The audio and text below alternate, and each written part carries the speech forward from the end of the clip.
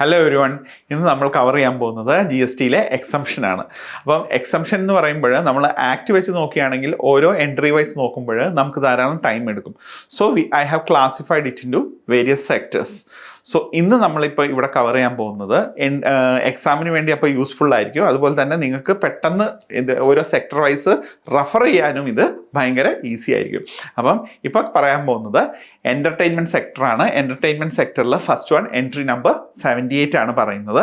Okay, അപ്പോൾ ഈ entry number 78 പറയുന്നത് ഇത്രയാണ്: ഒരു ആർട്ടിസ്റ്റ് പെർഫോമൻസ് ചെയ്യുന്നുണ്ടെങ്കിൽ, അതായത് ആർട്ടിസ്റ്റ് ഫിലിം ആർട്ടിസ്റ്റ് ആകാം, ആര് വേണേലും ആകാം, if they are performing services in folk or classical art dance of music, dance or theatre. അതായത് എന്താണ്, ഇപ്പോൾ ട്രഡീഷണൽ ഡാൻസസ് ആയിട്ടുള്ള ഭരതനാട്യം അങ്ങനെ എന്തെങ്കിലും. ഫോർ എക്സാമ്പിൾ ഇപ്പം നമ്മുടെ മഞ്ജു വാര്യർ ഫിലിം ആക്ട്രസ് ആണ് അല്ലേ.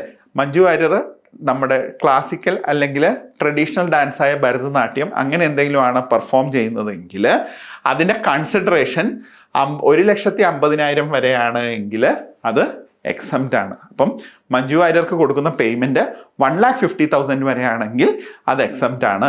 അത് ഒരേ കാര്യം ശ്രദ്ധിക്കുക, എന്തിന് മാത്രമേ ഉള്ളൂ? ക്ലാസിക്കൽ ആർട്ട് അല്ലെങ്കിൽ ഫോക്ക് ആർട്ടിന് മാത്രമേ ഉള്ളൂ. മ്യൂസിക്, അതായത് ക്ലാസിക്കൽ മ്യൂസിക് അങ്ങനെയുള്ള കേസസിന്, ഡാൻസ് അങ്ങനെയുള്ള കാര്യങ്ങൾക്ക് മാത്രമേ ആ എക്സംഷൻ കൊടുത്തിട്ടുള്ളൂ. Suppose Manju Warrier brand ambassador ആയിട്ടാണ് ചെയ്യുന്നതെങ്കിൽ, ഫോർ എക്സാമ്പിൾ ഇപ്പം നിങ്ങൾ വീഡിയോസിലൊക്കെ കാണും, കല്യാണിൻ്റെ ബ്രാൻഡ് അംബാസിഡർ ആയിരുന്നു, അതുപോലെ റീഗൽ ജ്വല്ലേഴ്സിനൊക്കെ ബ്രാൻഡ് അംബാസിഡർ ആണ്.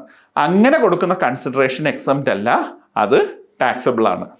ഓക്കെ, അതാണ് അതിൽ ഓർത്തിരിക്കേണ്ടത്. അപ്പം കൺസിഡറേഷൻ എമൗണ്ട് 1,50,000 ആണ്. 1,50,000 മുകളിൽ പോവുകയാണെങ്കിൽ ടാക്സബിൾ ആണ്, 1,50,000 വരെ എക്സംപ്റ്റ് ആണ്. അതാണ് അതിന് ഓർത്തിരിക്കുക.